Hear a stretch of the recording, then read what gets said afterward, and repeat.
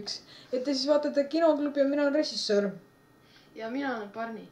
Ja siis tänane saade on, mis räägib uudistest. Me üritame iga nädal teha sellise saate, kus me räägime, mis on nädala uudised ja mis on huvitavad kinomaailmast juhtunud. Et ma alustan siis meie tänase saate sellega Justice League, mis muidu pidi tulema välja 2015, aga tuli välja, et see stsenaarium, mis nad kirjutasid, pidi olema väga halb ja nad hakkavad uut kirjutama ja võib-olla tuleb 2020 välja.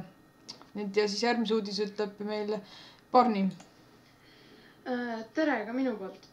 Et minu esimene uudis on, et on kuulujutud, et tahetakse teha üksikfilme Star Warsi triloogiale, et mis räägivad teatud tegelaste elust. Ja need teatud tegelased on Yoda, Han Solo või Jabba. Ja minu teiseks uudiseks on see, et loodetakse 2014. aasta suveks valmis saada Muumia 4. osa. Ja sellel on väga huvitavad stsenaariumi kirjutajad, sest 2 stsenaristi pandi võistlema. Üks nendest stsenaristidest kirjutas Prometheuse ja teine Hunger Gamesi.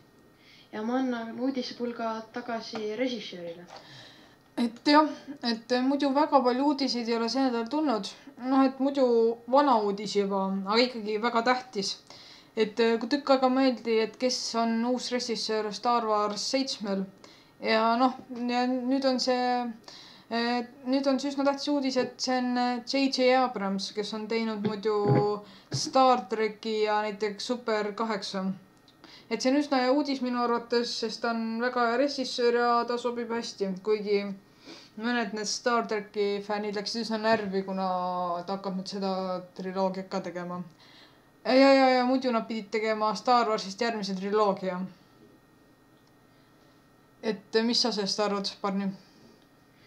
Mina arvan, et Hollywoodil on mõtted otsa, sest iga film, mis nad teevad, on triloogia või teisest filmist maha tehtud.